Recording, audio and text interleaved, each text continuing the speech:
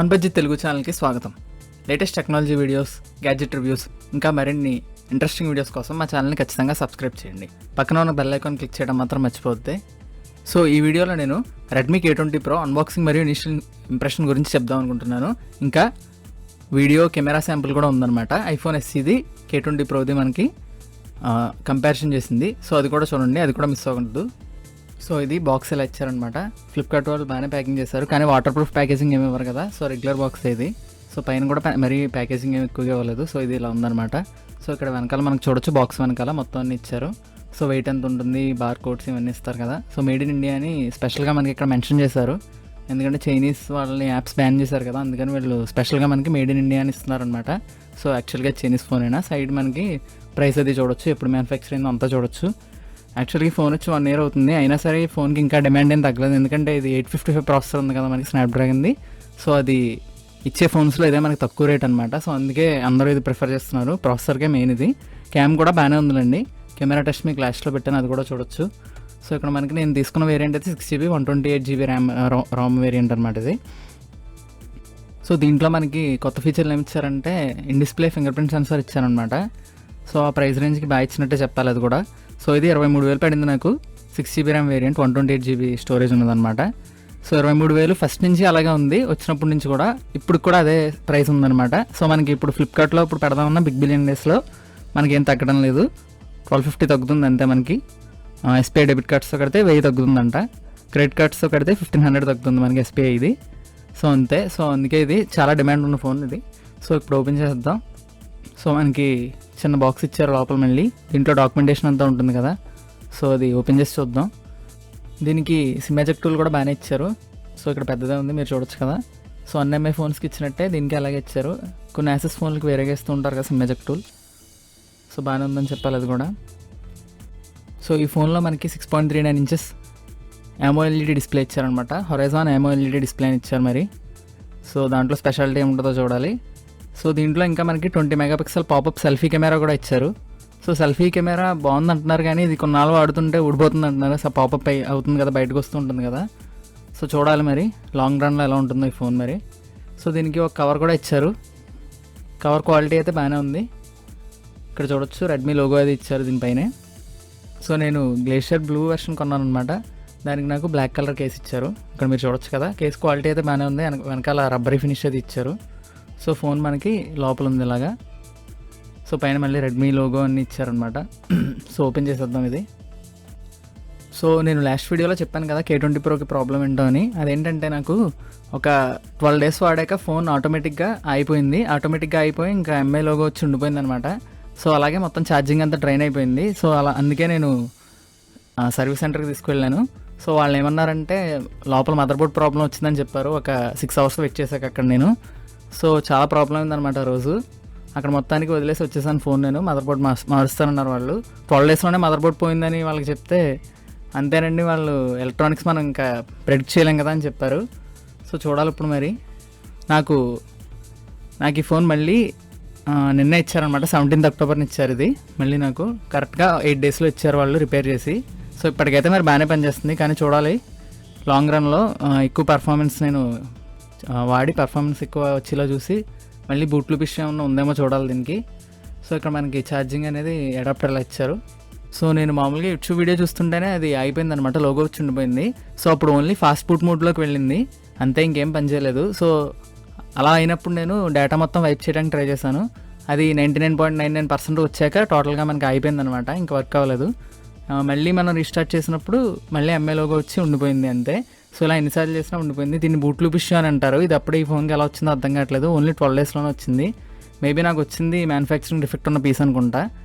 So long రన్లో ఇప్పుడు కూడా చూడాలి. పర్ఫార్మెన్స్ ఎక్కువ వాడుతుంటే కొన్ని పాత LG G4 లాంటి ఫోన్లకి ఇష్యూ ఎప్పటి నుంచో ఉంది. ఈ ఫోన్కి మాత్రం లేదండి, కానీ ఈ ఫోన్కి కూడా ఉందని తెలుస్తుంది నేను వాడుతుంటే.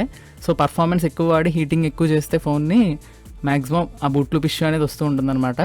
సో చూడాలి ఇప్పుడు ఇది ఎలా ఉంటుందో. సో కేబుల్ మనం చూడొచ్చు, లెంత్ అనేది చాలా ఎక్కువగా ఇచ్చారు. నేను ఐఫోన్ కేబుల్ చూసారు కదా, దానికంటే ఇది ఎక్కువగానే ఉందని చెప్పాలి లెంత్. సో ఫోన్ అయితే వెనకాల మరీ అంత గ్లాసీగా లేదు, పట్టుకుంటే హ్యాండ్లో బాగానే ఉంది మనకి, అంతగా జారిపోదు అనమాట, స్కిడ్ అవ్వదు వెంటనే. సో పైన కవర్ ఇచ్చారు. సో పైన మనకి చిన్న కవర్ని తీసేద్దాం. సో ఇలా ఉంది మనకి వెనకాల ఫినిష్ అది చాలా బాగుంది.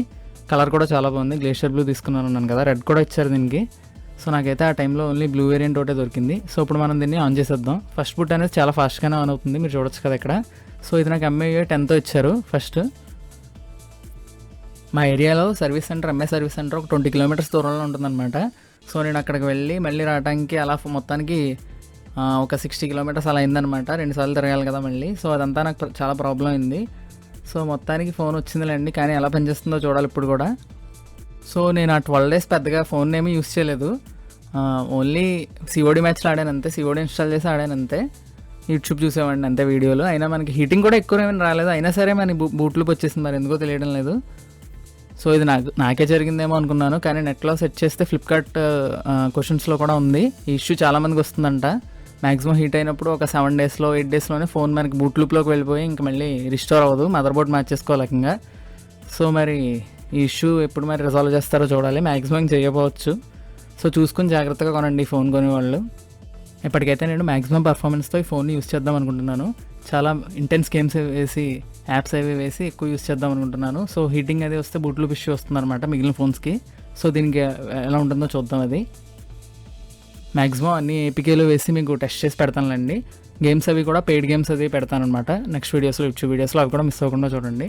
సో దీన్ని బూట్ లోడర్ మాత్రం నేను అన్లాక్ చేయను. బూట్ లోడర్ అన్లాక్ చేయకుండా ఇంటెన్స్గా వాడదాం అనుకుంటున్నాను. బూట్ లోడర్ అన్లాక్ చేస్తే మళ్ళీ వారంటీ ఇస్తారో లేదో నాకు తెలియదు. సో అందుకే నేను అన్లాక్ చేయను. సో అన్లాక్ చేయకుండానే వారంటీ వస్తుంది కాబట్టి మనకి. సో వారంటీ ఉన్నంతకాలం నేను గట్టిగా వాడదామని ఫిక్స్ అయ్యాను అనమాట. ఫోన్ అయితే మనకి చాలా బాగుంది, ఆ రేట్కి చాలా బెటర్ అనమాట. ఐఫోన్ ఎస్సీ అంత వీడియో స్టెబిలిటీ అనేది లేదనమాట మనకి, కానీ పర్లేదు. కెమెరా కూడా చాలా బాగుందని చెప్పాలి దాంతో పోలిస్తే. ఆ ప్రైస్ రేంజ్కి అయితే ఎక్సలెంట్ ఫోన్ ఇది, కానీ ఇష్యూ ఒకటే లేకపోతే చాలా బాగుండేది. సో మొత్తానికి ఇంతసేపటికి సెటప్ కంప్లీట్ అయింది కదా. సో ఈ ఫోన్ రిలీజ్ అయ్యి మనకి సంవత్సరం పైన అవుతుంది. సో అది కూడా మీరు కన్సిడర్ చేయాలి. మరి సంవత్సరం అయిపోయింది కదా ఫోన్ రిలీజ్ అయ్యి. ఇంకోటి ఏంటంటే ప్రాసెసర్ 855 ఇచ్చారు, అది కూడా బాగానే ఉంటుంది. ఈ ఫోన్కి 5G ఇచ్చుంటే చాలా బాగుండేది, కానీ దీనికి ఇవ్వలేదు. OnePlus Nordకి అయితే ఇచ్చారు, కానీ దీని అంత మంచి ప్రాసెసర్ దానికి ఇవ్వలేదు. సో దీని ఫుల్ గేమింగ్ రివ్యూ ఇంకా కెమెరా కంపారిజన్ నెక్స్ట్ వీడియోస్లో పెడతాను, అది కూడా మిస్ అవ్వకుండా చూడండి. దీనికి 48 మెగాపిక్సెల్ ట్రిపుల్ రియర్ కెమెరా ఇచ్చారనమాట. సో అది కూడా చాలా బాగుంది. దీనికి అల్ట్రా వైడ్ యాంగిల్ అన్నీ మనకి తీసుకొచ్చనమాట, అవి చాలా బాగున్నాయి. సో ఫ్రంట్ అయితే 20 మెగాపిక్సెల్ పాపప్ సెల్ఫీ కెమెరా వస్తుంది. ఆ పాపప్ మెకానిజం కూడా చాలా బాగుంది, కానీ అది లాంగ్ రన్లో పోతుందని చెప్తున్నారు. ఫ్లిప్కార్ట్ రివ్యూస్లోనే చాలా మంది చూసాను పోవటం నేను. సో అది మరి లాంగ్ రన్లో దీనికి ఎలా ఉంటుందో చూడాలి. దీనికి 7th generation in display finger print censor ఇచ్చారు. సో దీనికి మెయిన్ ఏంటంటే పైన మనకి టెంపర్డ్ గ్లాస్ కానీ స్క్రీన్ ప్రొటెక్టర్స్ కానీ అవుట్ సైడ్ వేస్తే మనకి ఏమవుతుందంటే ఫింగర్ ప్రింట్ అనేది అంతగా మనకి రికగ్నైజ్ చేయట్లేదు. ఒక 2-3 times పెట్టాల్సి వస్తుంది. సో మనకి టెంపర్డ్ గ్లాస్ తీసి వాడుకోవాలన్నమాట. సో చాలా జాగ్రత్తగా వాడాలి. సో నేనైతే టెంపర్డ్ గ్లాస్ ఇన్స్టాల్ చేసే వాడుతున్నాను. 2-3 సార్లు ఫింగర్ పెడితే కానీ మనకి రికగ్నైజ్ చేయట్లేదు. సో అదొక డ్రాబ్యాక్ అనే చెప్పాలి ఫోన్కి.